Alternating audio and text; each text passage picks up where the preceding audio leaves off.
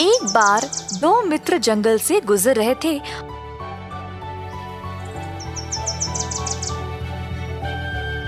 और रास्ते में उनको एक बाघ की खाल मिला।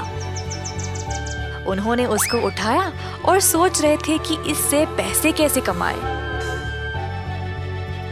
अलग अलग योजनाएं के बारे में सोचने लगे, परंतु उनके दिमाग में कुछ नहीं आया, केवल एक ही विचार जिसमें उनको लोगों को बेवकूफ बनाना पड़े। अंत में उन्होंने एक योजना बनाई और एक दूसरे से वादा किया कि अगर कुछ भी गड़बड़ हुआ तो वे एक दूसरे की मदद करेंगे।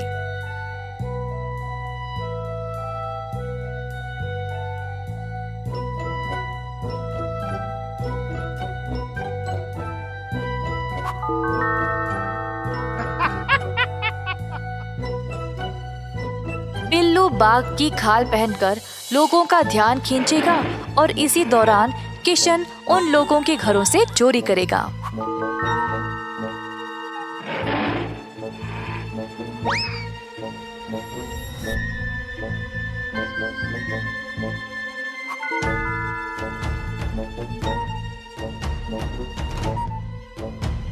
दोनों दोस्त यह काम आराम से करने लगे। बहुत सारे घरों से चोरी की और दोनों को अपने आप पर बहुत गर्व महसूस होने लगा। उनको लगा कि एक दिन वे बहुत अमीर बन जाएंगे। जल्द ये उनकी एक आदत बन गई। अब वे बड़े बड़े चोरी भी करने लगे। परंतु अचानक से एक दिन उनको एक मुसीबत का सामना करना पड़ा। एक दिन सच में एक असली बाघ उस जगह पे घूमने लगा और यह दो दोस्त सोचने लगे कि यह तीसरा आदमी कौन है। बाघ अचानक से उनकी ओर दौड़ने लगा, गरजते हुए।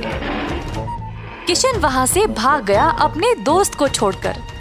दूसरी ओर बिल्लू के पास समय नहीं था वहां से भागने के लिए, तो वह जमीन पर पड़ गया और मरे हुए का नाटक करने लगा। किशन ये सब एक पेड़ के ऊपर चढ़कर देख रहा था। असली बाघ आया और बिल्लू को उसके बाघ के खाल के नीचे से सूंघने लगा। पेड़ के ऊपर बैठे किशन को ऐसा लग रहा था जैसे बाघ बिल्लू के कान में कुछ फुसफुसा रहा था। बिल्लू बिना हिले अपने सांसों को रोक के रखा था। बाघ को लगा कि यह केवल एक दूसरा मरा हुआ बाघ है और वहां से चला गया। तुरंत बिल्लू उड़ गया भारी सांसें लेते हुए। किशन पेड़ के नीचे आया और पूछा, वैसे बाघ ने तुम्हारे कान में क्या बोला? किशन बार बार यही सवाल पूछने लगा। मैं तुम्हारा साथी हूँ ना, और तुम्हें मुझको सब कुछ बताना चाहिए। बिल्लू ने जवाब दिया, हम दोनों ने एक दूसरे से वादा किया है कि हम हमेशा एक दूसरे की मदद करेंगे, और तुम मेरी जान की परवाह किए बिना ऐसे सवाल कर रहे हो। खैर, तुमको जानना है ना कि बाघ ने मुझे क्या बोला?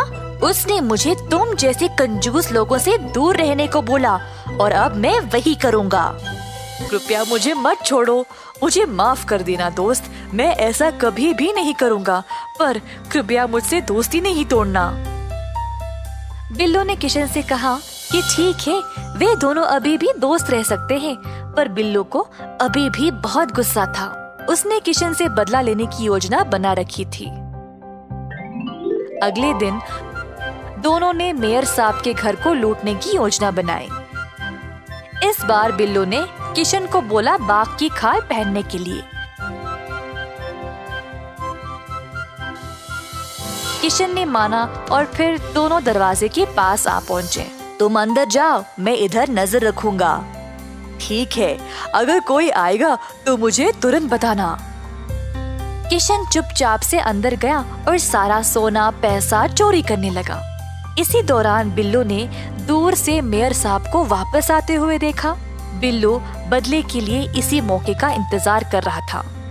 वह घर के पीछे गया और अपने जेब से एक घंटी को निकाला। घंटी को वह जोर जोर से एक लकड़ी के साथ मारने लगा, शोर मचाने। जब मेयर साहब ने देखा कि आवाज उनकी घर से आ रही है, तो वह जल्दी घर की ओर दौड़े।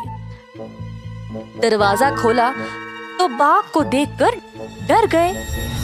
किशन ने भागने की कोशिश की, परंतु जब उसने कूदा तो उसकी बाघ की खाल एक कील में अटक गई और उसका असली रूप सामने आ गया। मेयर साहब ने तुरंत किशन को पकड़ लिया और अंत में उसको जेल की सलाखों के पीछे डाल दिया। इस कहानी से हम ये सीखते हैं कि कभी भी अपने दोस्त से धोखा ना करें और उससे किया गया वादा ना तोड़े।